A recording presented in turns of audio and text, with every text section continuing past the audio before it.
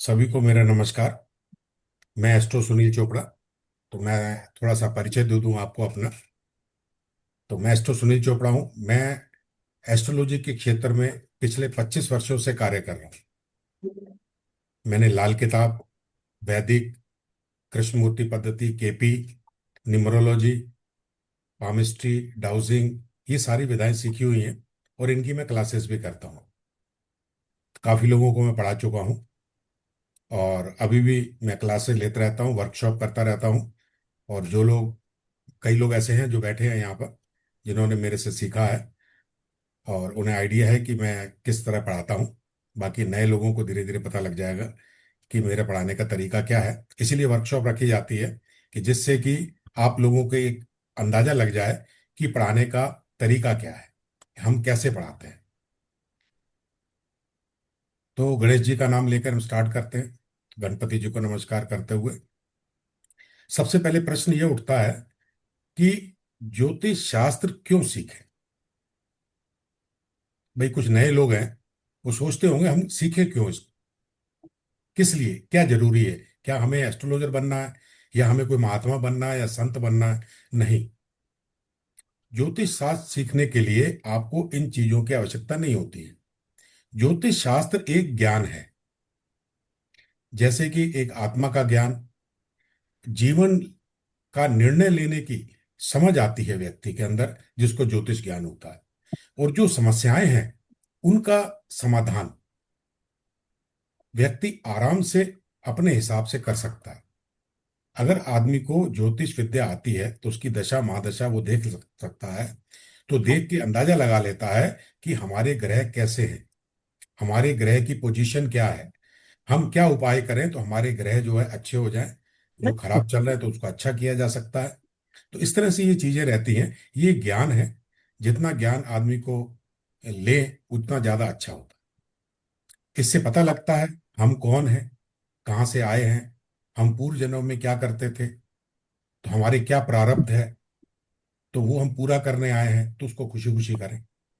तो जो टेंशन होता है वो रिलीज हो जाता है। जब आदमी को कोई कष्ट आता है, अगर ज्योतिष विद्या आती है तो वो अपनी कुंडली देखकर ये पता लगा लेता है कि हमें कष्ट क्यों आ रहा है, किस कारण से आ रहा है। उस कारण का उसको पता लग जाता है। हमारी शक्तियां क्या हैं, हमारी पावर्स क्या हैं, और ये जो प्रॉब्लम आई है कब तक रहेगी, इसका समय क्या है। ये सारी चीजों का ज्ञान हमें जो है, अगर हमें कुंडली देखना आती है तो हम अपने स्वयं का भी कर सकते हैं और अपने परिवार को भी ये सारी चीजों से अवगत करा सकते हैं। तो इसी तरह से हम चीजें जो हैं कुंडली से सारी सीखते हैं। उसमें कुंडली के अंदर हमारे मंत्र हैं, दान है, जो उपाय दिए हुए हैं। तो इस तरह से छोटे छोटे उपाय हैं, उनको करके हम अपनी समस्या का समाधान खुद कर सकते हैं। हमारे बच्चे हैं, उनको नौकरी लगाना है, किस सब्जेक्ट में जाना चाहिए, कौन सा विषय लेकर देना चाहिए, और नौकरी अगर करानी है तो किस डिपार्टमेंट में करानी चाहिए, पार्टनरशिप करनी है किसी के साथ में बिजनेस के लिए तो किसके साथ करें किसके साथ ना करें। ये सारी चीजें ज्योतिष हमें सिखाता है। ज्योतिष से ही हमें ये सारी चीजों का, हमारी घटनाओं का, हमारे कर्मों का, हमारे स्वभाव का, ये पूरा का पूरा अनुमान हम अपनी कुंडली देखकर लगा सकते हैं कि हमारा स्वभाव कैसा है। अगर खराब है तो उसको बदला जा सकता है। तो ये जो है ज्योतिष के हैं। जैसे विवाह है, विवाह के लिए मैचिंग की जाती है, पति पत्नी को देखा जाता है, पति पत्नी के स्वभाव को देखा जाता है कि किस स्त्री से या पुरुष से विवाह करना चाहिए। ये सारी चीजें हम ज्योतिष विद्या सीख के इन सब चीजों का ज्ञान प्राप्त कर सकते हैं। और उनका ज्ञान प्राप्त करके उनमें अगर कोई समस्याएं हैं तो उस समस्या का निराकरण कर सकते हैं उपाय के द्वारा। इसलिए हमें ज्योतिष सीखना चाहिए। ये एक ऐसी विद्या है। एक्चुअली में पहले तो जो हमारे होते थे, गुरुकुल होते थे, गुरुकुल के अंदर ये विद्या पढ़ाई जाती थी। आप अगर वेदों को उठाकर देखेंगे तो वेदों के अंदर ये विद्या दी हुई है। हमारे जो चारों वेद हैं, ऋग्वेद में सबसे ज्यादा ये आती है। तो वेदों में ये सारी विद्याएं दी गई हैं। पहले हमारा जो सब्जेक्ट होते थे वो यही होते थे, यही विद्या ही होती थी कि किस तरह से पढ़ना, अस्त्र शस्त्र कैसे चलाना, ज्योतिष का ज्ञान होना, मंत्रों का ज्ञान होना, यही सारी चीजें हमें पहले पढ़ाई जाती थी। अब चूंकि जब से अंग्रेजों का राज आया तो उन्होंने हमारे सब सब्जेक्ट ही चेंज कर दिए, तो हमारे सब्जेक्ट बदल गए, विषय बदल गए, हम दूसरी तरफ चले गए। तो ये जो हमारा ज्ञान है जिससे हमारे परिवार में सुख शांति बनी रह सकती है, उस सुख शांति को बनाने के लिए, हमारे परिवार को सुधारने के लिए ज्योतिष का ज्ञान हमें होना बहुत अति आवश्यक। तो ज्योतिष के लिए सबसे अधिक चीज व्हाट्सएप पर तो मोहित है ना, व्हाट्सएप पर तो मोहित है। जी, म्यूट कर लीजिए सब लोग आप, 1 मिनट। जी, तो इस तरह से ज्योतिष का ज्ञान होना हमें जरूरी है। तो आज हमने वर्कशॉप इसलिए रखी है कि मैं आपको बेसिक ज्ञान ज्योतिष का दे दूं। जो ज्योतिष के बारे में नहीं जानते हैं वो इतना जान जाएंगे कि छोटी मोटी चीजों का उपाय करने लगेंगे। पूरी तरह से तो नहीं, क्योंकि 1 घंटे के वेबिनार में पूरा तो नहीं पढ़ाया जा सकता, लंबा विषय है ये। लेकिन इतना ज्ञान हो जाएगा कि ज्योतिष विद्या कैसी है, क्या है, और उसको कैसे देखी जा सकती है। तो ये सारी चीजें हम ज्योतिष विद्या से पता करते हैं। मैं जानना चाहूंगा कि आप लोगों में से कौन कौन नए लोग हैं, वो यस लिखें। जो एस्ट्रोलॉजर हैं वो तो मुझे काफी पता है, लेकिन जो नए लोग हैं वो चैट बॉक्स में यस जरूर लिख दें, जिससे मुझे पता लग जाए कि कितने लोग एस्ट्रोलॉजी नहीं जानते। क्योंकि मेरा उद्देश्य है जो लोग नहीं जानते उनको मैं बेसिक तरीके से बताऊं। रामदयाल जी, वेरी गुड, यस, नहीं जानते। और कौन है जो ज्योतिष नहीं जानता है और अभी पहली बार उन्होंने ज्वाइन किया है? जी, हर्ष, वेरी गुड। पांड्या जी, हितेश जी, वेरी गुड। और कोई? क्योंकि मैं बेसिक चीजें बताने वाला हूं आज। आप, जितेंद्र जी, वेरी गुड। चलो, काफी लोग हैं जो कि अभी ज्योतिष विद्या के बारे में नहीं जानते। मधु शर्मा जी, अमित दत्त जी, काफी लोग हैं। तो मैं आपको ज्योतिष के बारे में ज्ञान देता हूं कि ज्योतिष कैसे बना, कैसे स्टार्ट हुआ, और ज्योतिष में क्या क्या होता है, और किस तरह से उसको देखा जा सकता है। तो मैं अपनी आपको अभी एक पीपीटी शेयर करता हूं।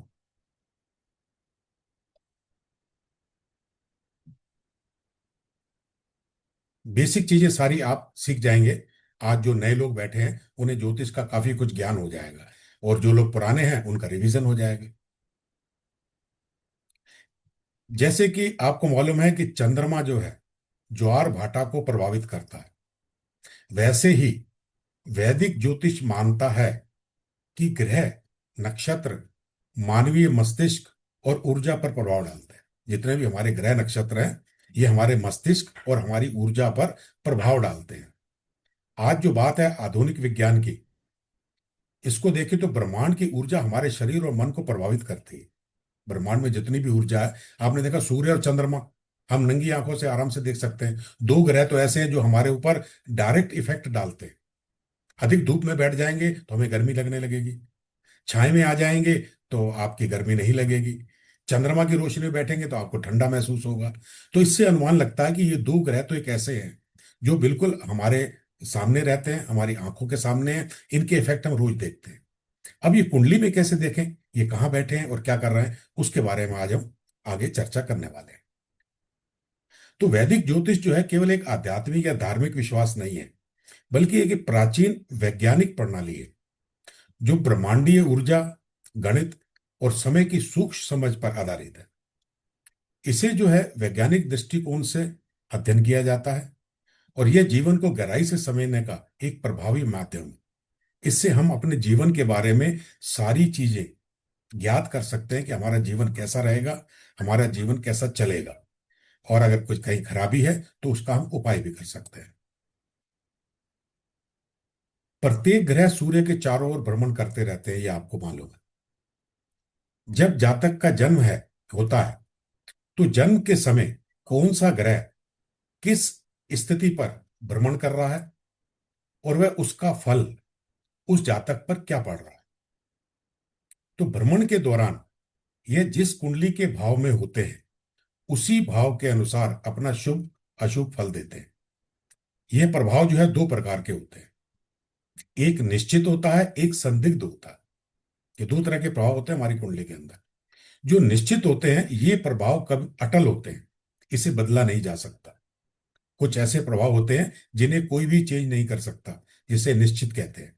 दूसरा होता है संदिग्ध।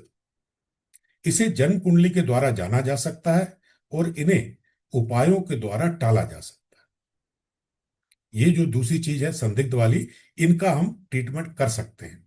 और जो अटल हैं, जो निश्चित हैं, उन चीजों का हम कोई भी तोड़ नहीं कर सकते, वो निश्चित ही है। वो प्रारब्ध होता है हमारा, वो हमें भुगतना होता है। लेकिन बाकी जो है संदिग्ध वाले, इनको हम चेंज कर सकते हैं, उनको कम कर सकते हैं, उनकी पावर को।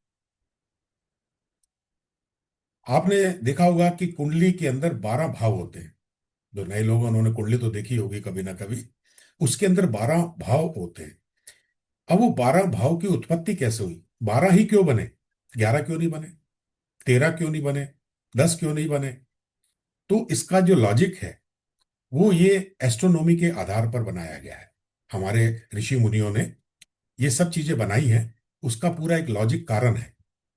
पृथ्वी से जब हम आकाश की ओर देखते हैं तो पूरा आकाश 360 डिग्री का है।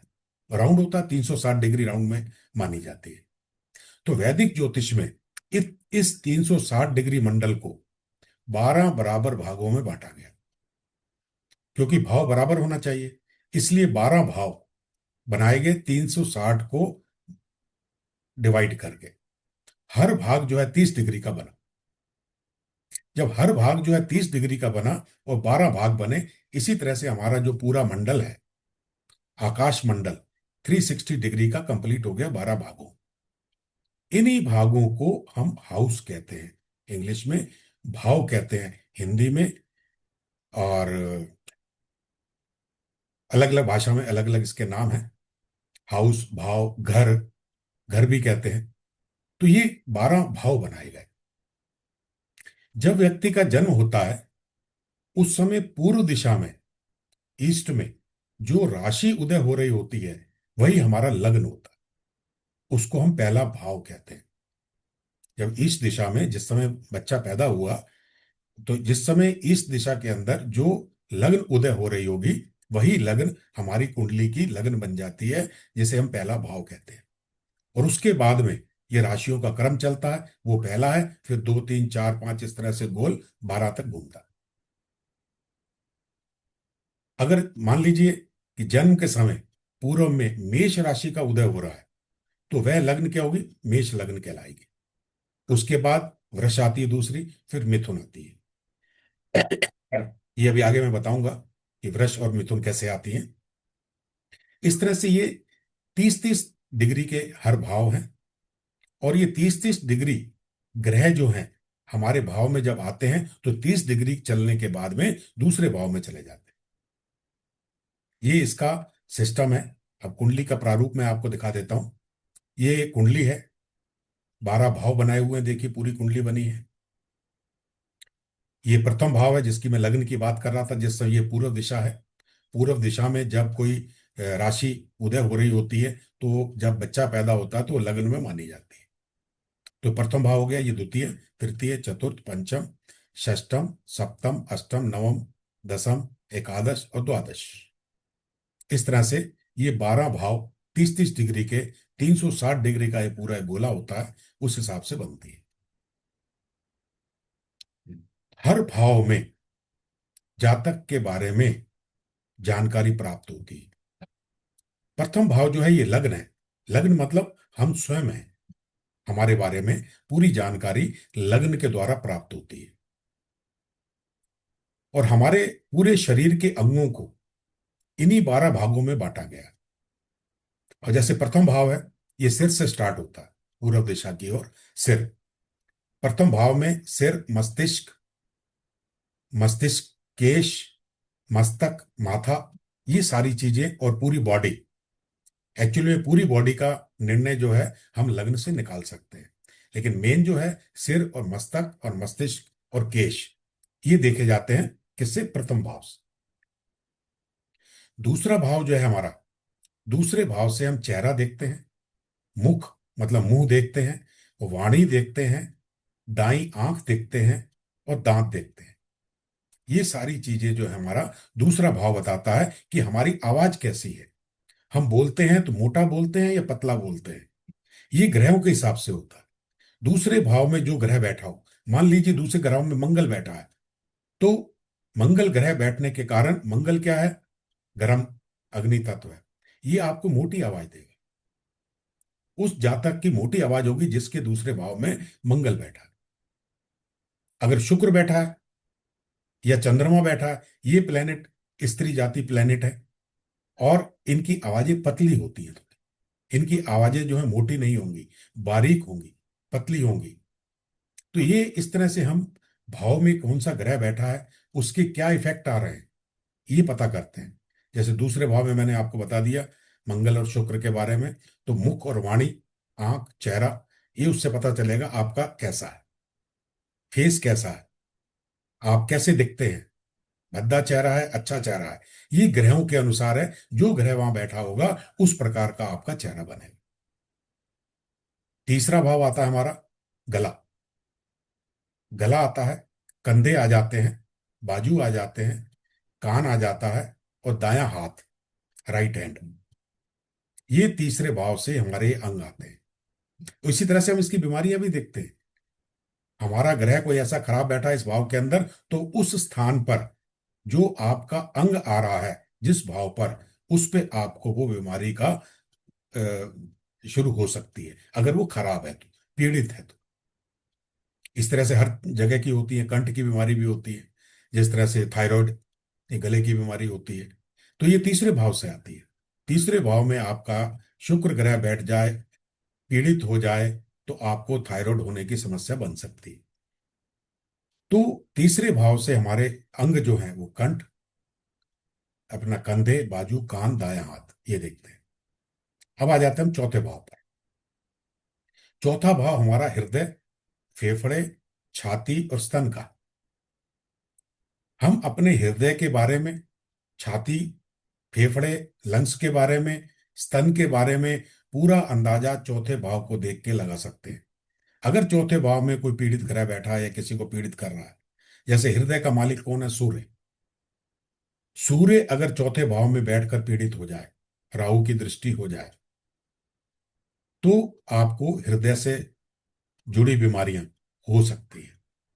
तो ये सारी चीजें देख के पता लगाई जा सकती हैं। तो ये उससे संबंधित है, चौथे भाव से। चौथे भाव से हमारा हृदय से संबंधित, फेफड़े से संबंधित, छाती और स्तन से संबंधित। जब भी हम इस विषय के बारे में जानकारी लेना चाहेंगे तो हम चौथे भाव से लेंगे। अब आ जाता है हमारा पांचवा भाव। पांचवा भाव में जो अंग आते हैं हमारे, पेट है, पीठ है, कमर है, रीढ़ की हड्डी है, गर्भाशय है। और ये संतान का भी होता है, बच्चों का भी होता है। तो इस भाव से, अब पेट की जो प्रॉब्लम आ रही है आपको, मान लीजिए पेट के अंदर एसिडिटी बन रही है आपकी, तो इसका मतलब पांचवें भाव में आपके मंगल या शनि, ऐसे ग्रह जो पीड़ित हैं, पापी ग्रह हैं, अग्नि ग्रह हैं, वो बैठे हैं, वो आपको एसिडिटी दे रहा है। पीठ में दर्द होता है, कमर में दर्द होता है, रीढ़ की हड्डी खराब होती है, गर्भाशय में प्रॉब्लम है, तो हम क्या करेंगे? पांचवा भाव देखें। तो पांचवें भाव से हम ये सारी चीजों का पता लगा सकते हैं कि हमारे इस पोर्शन में प्रॉब्लम आई है, तो हमारा पांचवा भाव कहीं ना कहीं खराब है, कोई ना कोई ऐसा ग्रह बैठा है जो दिक्कत दे रहा है, और उनका हमें उपाय करना है, उसका हमें ट्रीटमेंट करना है। ट्रीटमेंट करेंगे, उसको अच्छा करेंगे, तो उसको अच्छे फल मिलेंगे आप। अब आ जाते हैं छठा भाव पे। छठा भाव हमारा इंटेस्टाइन होता है, नाभि, कमर, लीवर, किडनी, पेट। रोग का कारक ग्रह भी है छठा भाव। सारे रोग जो है छठे भाव से भी देखे जाते हैं। तो हमारी अगर किडनी में प्रॉब्लम है, हमारे लीवर में प्रॉब्लम है, तो हम ये छठा भाव देखेंगे, हमारे कौन से ग्रह बैठे हैं छठे भाव के अंदर और वो खराब हो रहे हैं, तो हमारे इस अंगों को परेशान कर रहे हैं। इस तरह से हम इसके अंग देखते हैं। अब सातवां भाव जो आता है, हमारा नाभि के नीचे के अंग होते हैं, जिसे गुप्त अंग बोलते हैं। तो सातवें भाव से नाभि के नीचे के अंग, गुप्त अंग देखते हैं। पत्नी देखते हैं, पत्नी के लिए पति देखते हैं। वैवाहिक जीवन देखते हैं, पार्टनरशिप देखते हैं। ये सारी चीजें हम सातवें भाव से देखते हैं। फिर आता है हमारा आठवां भाव। आठवां भाव है जो हमारा बैक पोर्शन आता है, बवासीर देखते हैं उससे, हिप्स देखते हैं उससे, जॉइंट, रीढ़ की हड्डी, क्योंकि रीढ़ की हड्डी का लास्ट पॉइंट वहीं पर होता है, आठवें भाव पर। पुरुषों का अंडकोश देखते हैं। अब आ जाता है नवां भाव। नवां भाव हमारी होती है जांघें। जांघों में अगर हमारी कोई प्रॉब्लम है, तो हम नाइन्थ हाउस को देखेंगे, क्या प्रॉब्लम है, तो उससे हमें पता लगेगा किस ग्रह के कारण ये प्रॉब्लम हो रही है। और हमारे भाग्य का भी ग्रह घर होता है ये नवा भाव। हम अपना भाग्य भी यहीं से देखते हैं कि हम भाग्य में क्या लाए हैं, हमारा भाग्य क्या है, हम क्या करेंगे लाइफ के अंदर। क्या हमारा भाग्य पीड़ित तो नहीं है, जिसे जनरल भाषा में कहते हैं हम लिखवा के लाए हैं। कुछ लोग लिखवा के लाते हैं, कुछ लोग लिखवा के नहीं लाते। वो नवे भाव से देखा जाता है कि आप क्या लिखा के लाए हैं, आपको क्या मिलना है इस जीवन के अंदर। ये नवा भाव आपको बताता है। 10वां भाव, ये जो है 10वां भाव आपके घुटने, हड्डियों के जॉइंट और कटोरी, जो पटेला भी बोलते हैं जिसको, ये आता है। जनरल देखिए 45 के बाद जॉइंट पेन की शिकायत होती है, तो 10वां भाव पीड़ित होता है। 10वां भाव का मालिक शनि है, और शनि ही ये सब प्रॉब्लम करता है आपके जॉइंट पेन की। शनि अगर 10वें भाव में बैठ के पीड़ित होता है तो आपको हड्डियों की प्रॉब्लम आएगी। 10वां भाव हमारा कर्म क्षेत्र का भाव भी है। हम अपनी नौकरी, हम कहाँ नौकरी करेंगे, किस डिपार्टमेंट में करेंगे, अगर नौकरी कर रहे हैं तो हमारा प्रमोशन कब होगा, तरक्की कब होगी, और ट्रांसफर कब होगा, हम अपना जॉब चेंज कब करेंगे। ये सारी चीजें जो हैं हम अपने 10वें भाव से देखते हैं। और 10वां भाव पिता का भाव भी होता है, बहुत इंपॉर्टेंट भाव है ये, पिता का भाव भी है। और भी आगे मैं डिटेल में बताऊंगा आपको। तो पिता के बारे में भी जानकारी हम 10वें भाव से लेते हैं। कुछ लोग 9वें भाव से भी लेते हैं, क्योंकि वो गुरु का घर है, बुजुर्ग का घर है, पिता के समान होते हैं गुरु, इसलिए 9वां भाव भी देखते हैं, 10वां भी देखते हैं। 11वां भाव जो है हमारी टांगों की पिंडलियां जो हैं, घुटनों के नीचे का हिस्सा और बायां हाथ, ये हमारा 11वें भाव से हम लोग इसको देखते हैं। और वैसे लाभ का भाव भी होता है, जो हमारे कर्म क्षेत्र से हमें बेनिफिट हो रहा है, लाभ हो रहा है, वो सारा हम 11वें भाव से देखते हैं।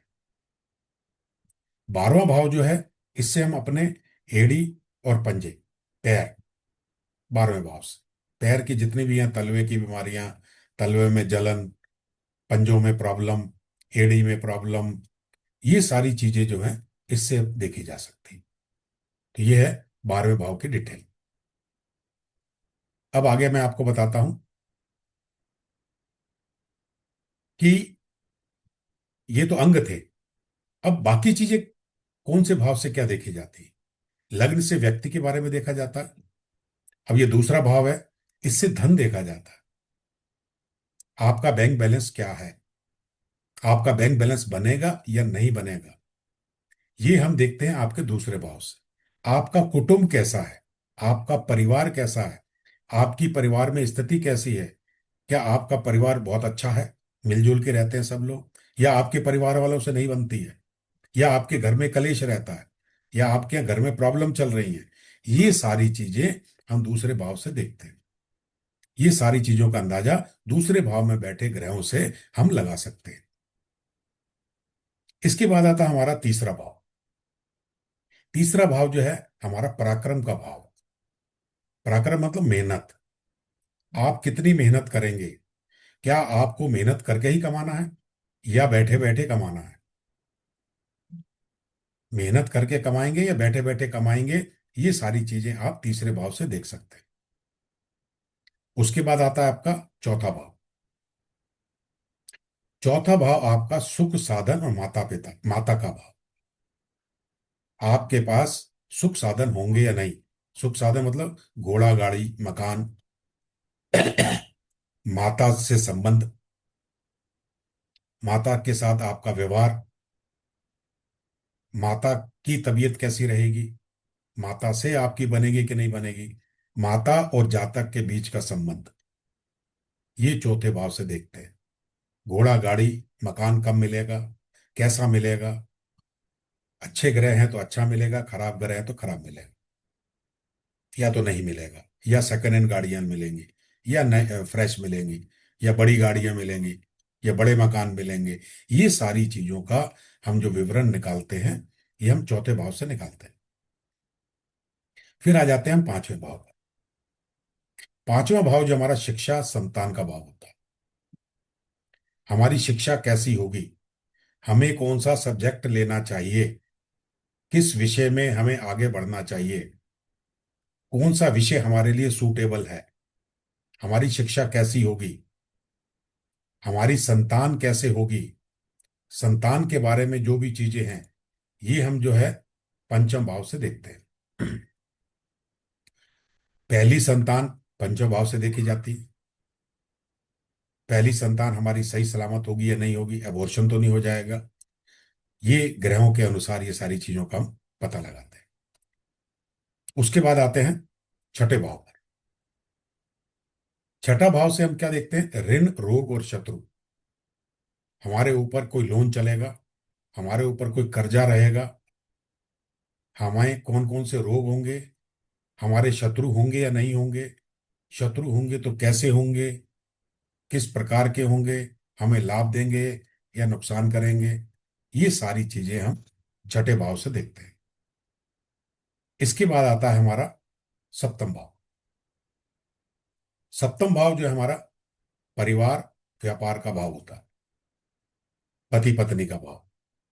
पति पत्नी के संबंध कैसे होंगे, क्या पति पत्नी के अंदर अच्छे व्यवहार रहेगा, या लड़ाई होती रहेगी, या पति पत्नी सेपरेट रहेंगे, या तलाक होगा। ये सारी चीजें हम सप्तम भाव से देखते हैं। और दूसरा सप्तम भाव से देखते हैं व्यापार। तो व्यापार के बारे में जानकारी इसी सप्तम भाव से लेते हैं कि हम व्यापार करेंगे या नहीं करेंगे, व्यापार में हम सक्सेस होंगे या नहीं होंगे, हमारा व्यापार कैसा रहेगा। पार्टनर, पार्टनर भी इसी से देखते हैं, हमारा पार्टनर कैसा होगा, क्या हमारा पार्टनर हमें धोखा देगा, क्या हमारे इस पार्टनर से बन जाएगी या नहीं बनेगी, या हमें बेनिफिट देगा या हमें नुकसान देगा। ये सारी चीजें हम सप्तम भाव से देखते हैं। इसके बाद आता है हमारा अष्टम भाव। ये मृत्यु का घर है। मृत्यु देखते हैं इससे, रोग देखते हैं इससे, जमीन के नीचे की सारी चीजें, ये हम अष्टम भाव से देखते हैं। ये जमीन के नीचे का भाव होता है। उसके बाद आता है हमारा नाइन्थ हाउस। अमित जी टिक नहीं लगाइए, अमित जी प्लीज इसको कर दीजिए, रिमूव कर दीजिए, जो रिमूव होगा नहीं। फिर आता है नाइन्थ हाउस। नाइन्थ हाउस जो है हमारा है भाग्य का है। हम भाग्य में क्या लाए हैं, यात्राओं का है, लंबी यात्राएं, धार्मिक यात्राएं। हम धार्मिक यात्राएं करेंगे नहीं करेंगे, हमारी लंबी यात्राएं होंगी कि नहीं होंगी, लंबी विदेश तक भी जाती है। ये हम नाइन्थ भाव से देखते हैं। अपने भाग्य के बारे में जानकारी, अपने गुप्त ज्ञान के बारे में जानकारी।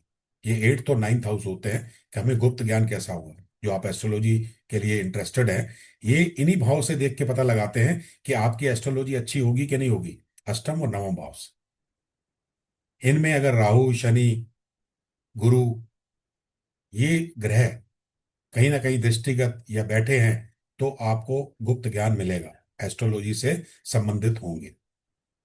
राहु केतु शनि, बाकी और भी होते हैं, वो अलग चीजों से देखे जाते हैं, लेकिन ये अगर बैठे हैं राहु केतु शनि या गुरु, तो आपको बहुत अच्छा बेनिफिट देते हैं। और कुंडली के अंदर अगर गुरु और शनि कॉम्बिनेशन बना के कहीं भी बैठा है, तो आपको इसकी तरफ इंटरेस्ट जरूर देता है।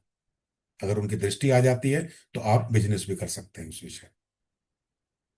फिर आ जाते हैं हम कर्म क्षेत्र में। 10वां भाव हमारा कर्म क्षेत्र का, पिता का भी है। यहां हम सबसे बड़ी चीज है, ये चार भाव बड़े इंपॉर्टेंट भाव हैं। लग्न, चौथा, सातवां और 10वां, ये केंद्र भाव कहलाते हैं। ये बड़े इंपॉर्टेंट भाव होते हैं।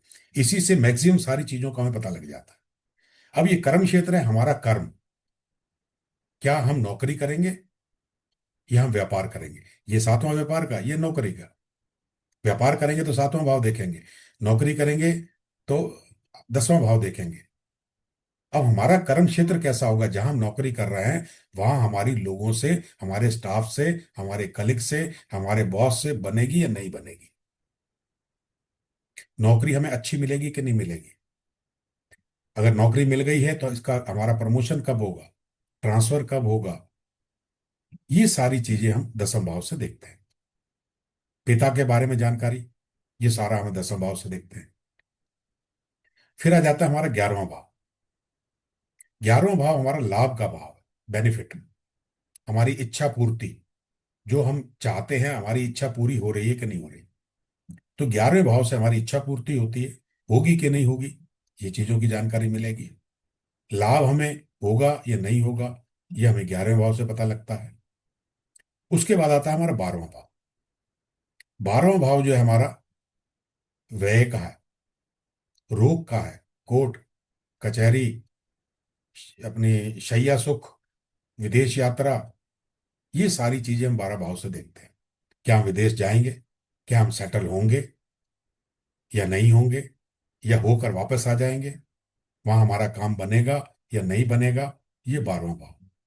क्या हमें रोग होंगे, क्या हमें कोर्ट कचहरी के चक्कर लगाने पड़ेंगे, या हॉस्पिटल में एडमिट होना पड़ेगा, हमें शैया सुख मिलेगा या नहीं मिलेगा, ये सारी चीजें हम 12वें भाव से देखते हैं। तो अभी मैंने आपको ये बताए 12 भाव के कार्य।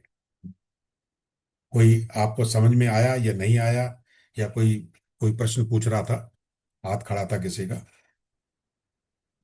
जानकारी आपको मिल रही है, कैसी लग रही है, कोई जवाब दीजिए, एक आध जना चैट बॉक्स में लिख सकते हैं। हाँ सुरेश जी, सिंगला जी, सुरेश जी, हाँ जी बहुत बढ़िया लग रही है सर। आ रहा है समझ में, बेसिक चीजें हैं ये। बहुत, हाँ जी उन बिल्कुल। लोगों के लिए हैं जिनको एस्ट्रोलॉजी के बारे में ज्ञान बिल्कुल नहीं है, या है भी, तो उनकी नॉलेज बढ़ सकती है। मीना जी, आप कुछ कहना चाह रही हैं? नहीं सर, हाँ जी बहुत बढ़िया सर, बहुत अच्छा समझाया। जी बहुत एक्सीलेंट। जी जी। ये जो है मैंने सिर्फ अभी आपको भाव, और वो भाव से हम क्या क्या करते हैं, क्या देखते हैं, उसके बारे में सिर्फ आपको जानकारी दी है। आगे चल के मैं और जानकारी दूंगा आपको। जी सर। मतलब ये समझ में आ गया तो अपन आगे बढ़े, मेरा मतलब कहने का ये था। हाँ जी, आगे समझ। जी जी, थैंक यू। आगे गुरुजी आगे बढ़िए। जी जी, धन्यवाद।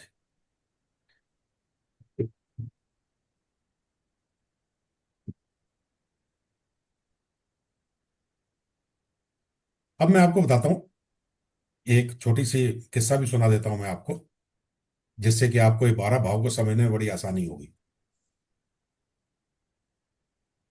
एक कॉन्ट्रैक्टर है हमारा ईश्वर, उसने क्या किया है, 12 प्लॉट काटे। एक जमीन ली, उसके ऊपर 12 प्लॉट काटे।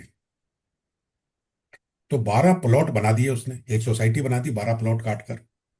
उसने बेचे, कुछ लोगों ने खरीदे, हमारे ग्रहों ने वो प्लॉट खरीदे। ये कारक ग्रह जो लिखे हैं, ये जो है, इन लोगों ने हमारे जो है प्लॉट खरीद लिए, और प्लॉट खरीद कर उसके ऊपर किसी ने मकान बनाया, और मकान में कोई रह रहा है। बस ये तीन चीजें होती हैं इसके अंदर।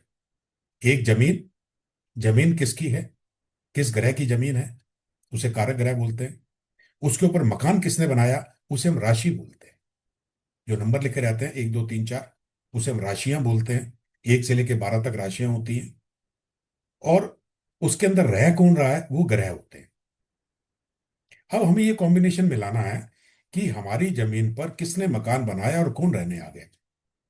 अगर जिसने, जिसकी जमीन है, उसी ने मकान बना लिया और वो खुद रह रहा है, तो कोई प्रॉब्लम ही नहीं, बहुत बढ़िया है।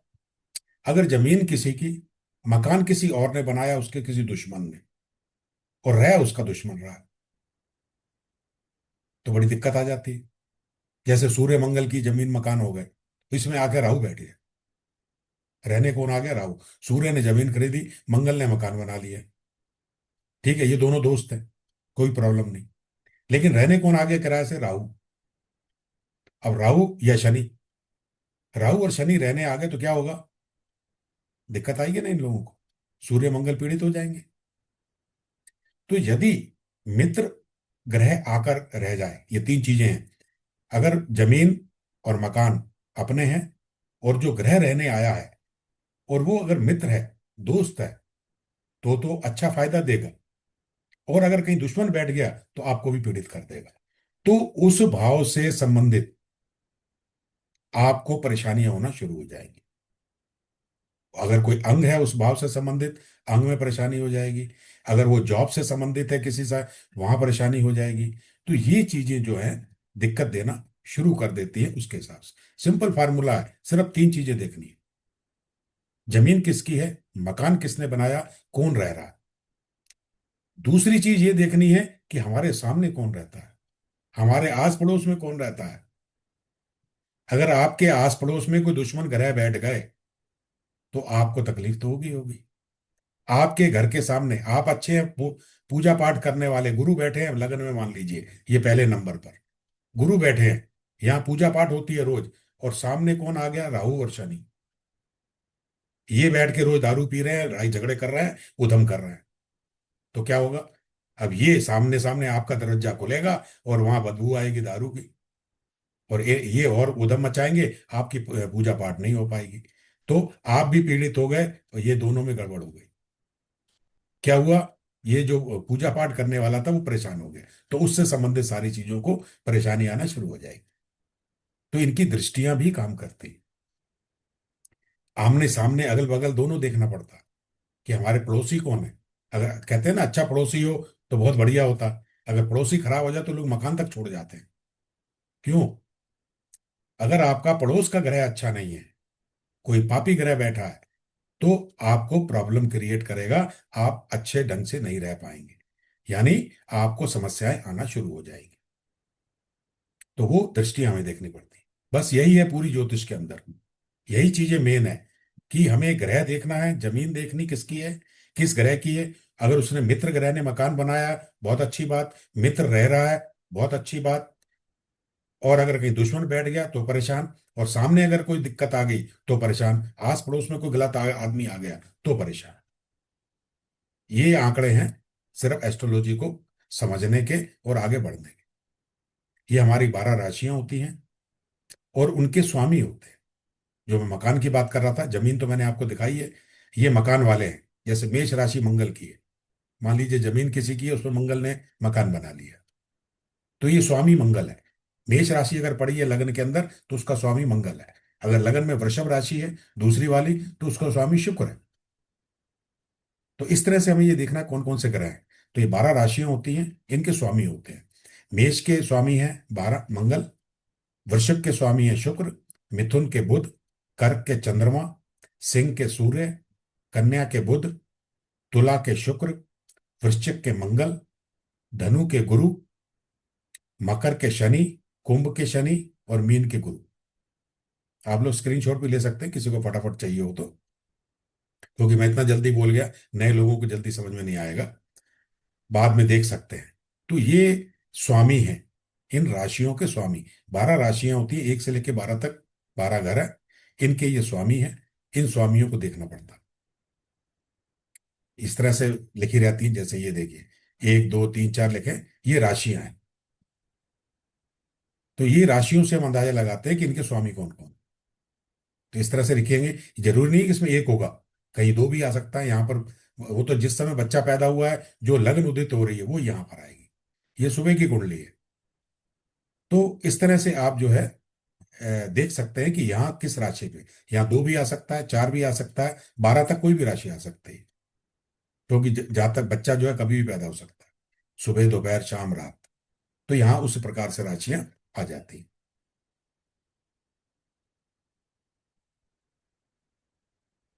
तो ये मैंने आपको मेन मेन चीजें बता दी। अब मैं एक दो चीजें आपको और बता देता हूँ जो तकलीफें होती हैं लोगों को। फिर एक चीज और आ जाती है आपकी, नक्षत्र। नक्षत्र जो है, ये हमारे 27 नक्षत्र होते हैं। 27 नक्षत्रों को लिखना हो तो 9 9 के सेटिंग में लिखते हैं हम लोग। ये 9 9 और 9, 9 3 जा 27। ये इस तरह से 27 नक्षत्र होते हैं और इनके स्वामी होते हैं। ग्रह वही 9 है, जो 9 ग्रह होते हैं। सब राशियों के भी स्वामी 9 ग्रहों में ही आते हैं। जमीन खरीदी वो भी 9 ग्रहों में ही है। और ये जो नक्षत्र हैं 27, इनके भी स्वामी ये 9 नक्षत्र 9 ग्रहों में ही है। जो पहले के 3 है, पहला 10वां 19वां, ये जो नक्षत्र है इसका स्वामी जो था केतु होता है। दूसरा जो है लाइन, इसका शुक्र होता है। तीसरा जो है कृतिका, उत्तरा फाल्गुनी, उत्तराषाढ़ा, रवि होता है। इसी तरह से ये 9 नक्षत्र हैं। 3-3 नक्षत्रों का एक एक स्वामी होता है। इस तरह से हम बच्चा कब पैदा हुआ, किस नक्षत्र में पैदा हुआ, चंद्रमा के हिसाब से देखते हैं। अगर उसकी राशि देखनी है तो चंद्रमा किस राशि में है तो वही उसकी राशि होगी। मान लीजिए 2 नंबर में चंद्रमा है जब वो पैदा हुआ, तो इसका मतलब वृषभ राशि है उसकी। 4 नंबर में चंद्रमा है तो मतलब चंद्रमा की राशि है। 12 नंबर में चंद्रमा है तो इसका मतलब मीन राशि है उसकी। यहां से हम राशियों का पता लगाते हैं। चंद्रमा जिस राशि में होता है वो जातक की राशि कहलाती है, और जिस नक्षत्र में पैदा होता है वो उसका नक्षत्र कहलाता है। ये 27 नक्षत्रों में से कोई नक्षत्र होगा और उस नक्षत्र का ये स्वामी होता है। इस तरह से हमारे 27 नक्षत्र हैं, 9 ग्रह हैं, और हर नक्षत्र का कोई ना कोई स्वामी होता है। ये चीजें सारी हम उसमें देखते हैं। अब मैं ग्रहों के बारे में थोड़ा सा आपको बता दूं। ये तो आपको मैंने बेसिक चीजें बता दी, क्या क्या होता है, कैसे कुंडली बनती है, क्या क्या चीजें हम देखते हैं। ज्योतिष शास्त्र में प्रेम संबंध कैसे देखे जाते हैं। मान लीजिए प्रेम संबंधों के बारे में जानकारी लेना है। प्रेम संबंध जो है हमारा 5वां भाव होता है। और कौन कौन से ग्रह क्या क्या कराते हैं। शुक्र है हमारा प्रेम का मेन कारक ग्रह। शुक्र ग्रह आकर्षण पैदा करता है, सौंदर्य, विलासिता, भावनाएं, ये सारा शुक्र से संबंधित होता है। अगर कुंडली के अंदर शुक्र आपका मजबूत है तो आपके प्रेम संबंधों में सफलता प्राप्त होगी, आपके प्रेम संबंध सक्सेस होंगे अगर शुक्र आपका कुंडली के अंदर अच्छा है। सबसे मेन ग्रह होता है शुक्र, आपका प्रेम को बढ़ाने वाला। प्रेम पति पत्नी में भी हो सकता है, या आप दूसरे से प्रेम करते हैं तो उसका भी प्रेम हो सकता है। दूसरी चीज आती है चंद्रमा। फिर हमें देखना पड़ता है चंद्रमा कैसा। चंद्रमा हमारा मन का कारक है, हमारी भावनाओं का कारक है। अगर हमारा कुंडली के अंदर चंद्रमा अच्छा है तो हमारा मन भी अच्छा होता होगा, हमारी भावनाएं भी अच्छी होंगी। हमारा जो प्रेम का संबंध है ये एक सेंसिटिव होगा, भावनात्मक होगा, संवेदनशील होगा, और गहराई में रहेगा। मतलब अधिक प्रेम, लैला मजनू जैसा। अगर शुक्र और चंद्रमा दोनों अच्छे हैं कुंडली के अंदर तो आपका आपसी प्रेम बहुत अच्छा होगा। और इनमें से कोई एक खराब हो गया तो प्रेम तो होगा लेकिन दिक्कतें आएंगी। फिर आ जाता है मंगल। मंगल जो है ये आपका ऊर्जा, उत्साह और जुनून का प्रतीक है। प्रेम संबंधों में शारीरिक आकर्षण और जुनून का संकेत देता है मंगल। मंगल क्या करता है, आपके प्रेम के इस संबंध को सॉलिड बनाता है और शारीरिक आकर्षण पैदा करता है। अगर मंगल आपका अच्छा है कुंडली के अंदर तो आपके अंदर एक ऊर्जा रहेगी, उत्साह बना रहेगा। आप हर चीज को एक नए सिरे से चालू करने की कोशिश में रहेंगे। शारीरिक आकर्षण बना रहेगा। अत्यधिक अगर अत्यधिक प्रभाव से झगड़े और वासना की प्रवृत्ति भी आ जाती है। मंगल आपका पीड़ित हो गया तो आप में झगड़े भी होंगे और वासना की प्रवृत्ति भी रहेगी, नहीं तो प्रेम की प्रवृत्ति बनेगी। चौथा ग्रह हमारा राहु। राहु क्योंकि क्या क्या करता है प्रेम संबंधों को, ये ग्रह जो है असामान्य है या सामाजिक नियमों से हटकर प्रेम संबंधों को दर्शाता है। जैसे इंटरकास्ट मैरिज, छुपे हुए प्रेम संबंध और कंफ्यूजन पैदा करना। अगर आपके पंचम भाव में राहु बैठा है, पंचम भाव प्रेम का भाव होता है, लव मैरिज का भाव होता है, उसमें अगर राहु बैठ गया तो आपकी मैरिज जो है इंटरकास्ट हो जाएगी। तो राहु जो है इंटरकास्ट मतलब दूसरे जाति से संबंध स्थापित करता है। बुध जो है आपस में कम्युनिकेशन, कम्युनिकेशन अच्छा देता है, आपको एक दूसरे को समझने की शक्ति देता है, एक दूसरे से आप समझ सकते हैं। युगल प्रेमी के बीच में अच्छा संवाद और अच्छी अंडरस्टैंडिंग, अंडरस्टैंडिंग कराने वाला ग्रह आपका बुध है। अब ये सारी चीजें प्रेम को दर्शाती हैं। अगर ये सब अच्छे हैं तो आप तो बहुत बढ़िया प्रेम संबंध रहेंगे आपके, हर चीज रहेगी। इनमें से जो खराब हो गया वो चीज आपकी खराब हो जाएगी। इस तरह से ये देखी जाती है। अब एक आध मैं आपको और चीज किसके लिए बता दूं। ब्रेकअप कैसा होता है, प्रेम हुआ और ब्रेकअप कौन कराता है? ये राहु केतु कराते हैं, मंगल कराता है। ये ग्रह जो है, मंगल राहु केतु, ये ब्रेकअप कराते हैं, प्रेम संबंधों में दूरी बनाते हैं। राहु जो है कंफ्यूजन पैदा कर देता है, आपस में मिसअंडरस्टैंडिंग पैदा करता है, धोखा, मिसअंडरस्टैंडिंग। तो अगर राहु पंचम भाव प्रेम के भाव में हो, या पंचमेश पर राहु की दृष्टि हो, या पंचम भाव पर किसी राहु की दृष्टि आ जाए, सामने बैठा हो मतलब, तो उसको प्रेम में भ्रम हो जाता है, कंफ्यूजन हो जाता है, और वो धोखा खा जाता है। इससे रिश्ते उसके टूट जाते हैं। केतु भी है, मंगल मेन, मंगल ऊर्जा और गुस्से का कारक है। प्रेम संबंध है आपके, मंगल बैठा पंचम भाव में, तो आप में गुस्सा ज्यादा बढ़ जाएगा, झगड़े होने लगेंगे, ईगो क्लैश करेगा, जिसकी वजह से ब्रेकअप आपको हो सकता है। फिर आता है शुक्र। अगर शुक्र पीड़ित है, कमजोर है शुक्र आपका, तो आप में आपस में आकर्षण नहीं होगा। आपके संबंधों में मूल कारक जो आकर्षण होता है वो खत्म हो जाता है। अगर शुक्र नीच का हो, अशुभ हो, ठीक है, तो प्रेम संबंधों में स्थायी तो नहीं रहता, ब्रेकअप होने के चांसेस बनते हैं। ये एक चीज मैंने बता दी आपको। अब मैं आपको बता देता हूं डिसीज के बारे में। स्किन डिसीज ले लेते हैं। स्किन डिसीज जो होती हैं, इनके ग्रह हैं आपके बुध, शुक्र और मंगल, मेन ग्रह। बुध ग्रह जो है अगर पीड़ित होता है, तो आपकी स्किन के ऊपर की जो लेयर होती है, एपिडर्मिस कहते हैं, ऊपर की लेयर में प्रॉब्लम करेगा, इन्फेक्शन करेगा। बुध के साथ में शुक्र भी अगर खराब है, तो उसके बाद की लेयर जो होती है डर्मिस कहलाती है। इस तरह स्किन की कई लेयर होती है, तो कौन कौन सी लेयर पे कौन कौन सा ग्रह इफेक्ट करता है। तो डर्मिस जो है आपकी सेकंड लेयर है, तो शुक्र ग्रह यहां पर काम करता है। ये जो हिस्सा है, अगर आपका शुक्र पीड़ित है, तो इन जगह की चीजों को डिस्टर्ब करेगा और आपकी स्किन की प्रॉब्लम होगी। उसके बाद आता है आपका सबक्यूटेनस टिश्यूज और मसल्स। ये जो मसल्स और सबक्यूटेनस टिश्यूज है, इस पे मंगल का अधिकार है। मसल्स, मसल्स बनाने वाला मंगल है। मंगल आपके मसल्स बनाता है, और मसल्स आपकी अच्छी होंगी, मंगल अच्छा है तो मसल्स अच्छी होंगी। मंगल खराब है तो आपकी मसल्स डैमेज होंगी, कमजोर होंगी या कम होंगी। तो इस तरह से ये ग्रह हैं। इन ग्रहों से हम बीमारियां भी देख सकते हैं, सब चीजें देख सकते हैं।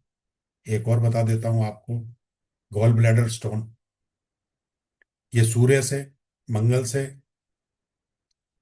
सूर्य जो है शरीर में पित्त का कारक है, बाइल जूस ये सूर्य देता है। अगर सूर्य पीड़ित है, तो आपका बाइल जूस बनना खत्म हो जाता है। जब सूर्य कमजोर हो जाता है और शनि राहु के रूप केतु से पीड़ित हो, तो पित्त रस का असंतुलन हो जाता है। अगर सूर्य के साथ में शनि, राहु या केतु, इनमें से कोई भी ग्रह बैठ जाए, तो आपका जो बाइल जूस बनता है, जो डाइजेशन करता है आपके पेट में, वो उसमें असंतुलन हो जाता है, आपका डाइजेशन खराब हो जाता है। और यह स्थिति लीवर और गॉल ब्लैडर में स्टोन बनने का कारण बन जाती है। मंगल जो है पित्त, रक्त और सूजन का प्रतिनिधित्व है। जब मंगल दोषयुक्त होता है, तो शरीर में सूजन आती है, सूजन आती है या पित्त का जमावड़ा बढ़ जाता है। तो इसलिए जो है इसमें स्टोन बनने लगते हैं, पित्त का डिस्टरबेंस हो जाता है, डाइजेशन खराब हो जाता है। इस तरह से बहुत सारी चीजें हैं। ये तो मैं एक आपको समझा रहा हूं। तो इस तरह से जो है ये चीजें हैं जो कि कुंडली के अंदर हम देखते हैं। प्रेम संबंध देखते हैं, नौकरी देखते हैं, व्यवसाय देखते हैं, बीमारियां देखते हैं। ये सारी चीजें हम अगर हमें अगर कुंडली का ज्ञान है, जानकारी लेते हैं, तो ये सारी जानकारी हम ले सकते हैं।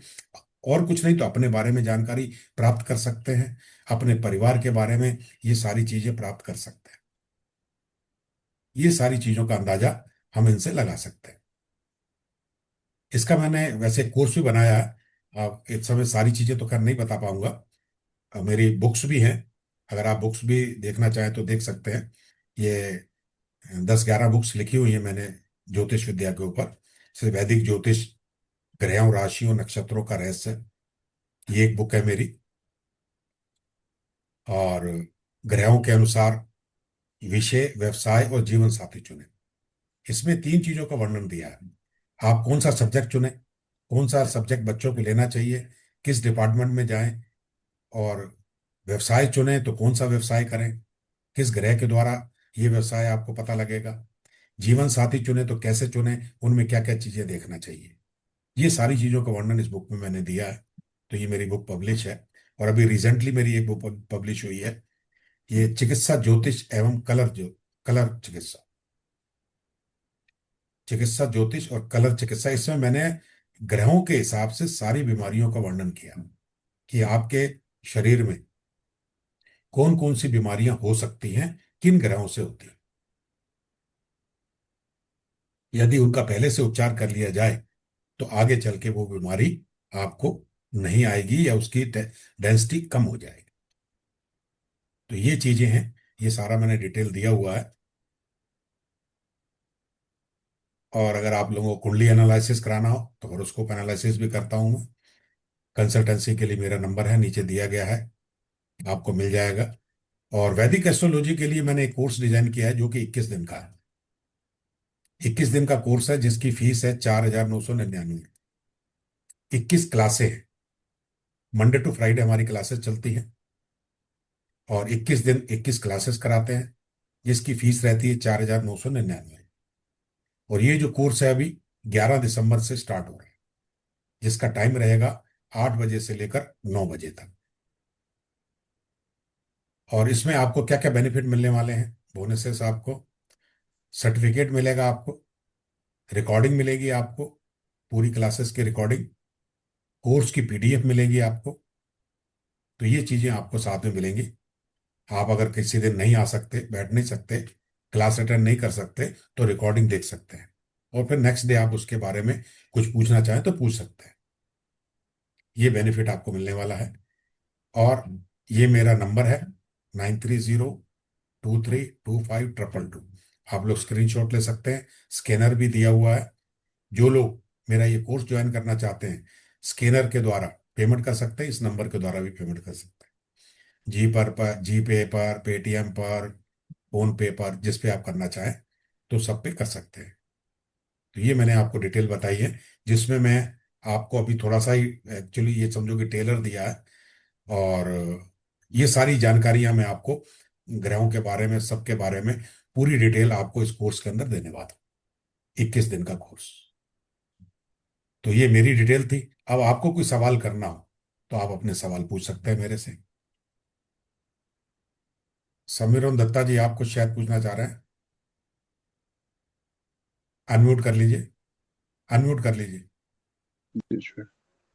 सर मैं जोरहाट आसाम से हूँ सर। पहली जी, बार मैंने आपका वीडियो मैंने अच्छा, क्लास जी अटेंड किया सर, बहुत अच्छा लगा सर, बहुत जी, अच्छा लगा, thank you sir. Thank you. मैं सोच रहा हूँ कि अगले जो सेशन हम स्टार्ट होगा मैं ज्वाइन करूंगा सर आपका जी क्लास। जी जी, बिल्कुल। जी ग्रुप सर, में जुड़े हैं ना आप? Thank you sir. जी सर जी, हाँ, ठीक है। ग्रुप में मेरे आज आज ही से आप, मैं जुड़ रहा हूँ सर। हाँ, ठीक है, जी थैंक यू। सर, जी जी, थैंक यू सर। ओके। और कुछ कोई सवाल करना चाह रहा हो पूछ सकता है।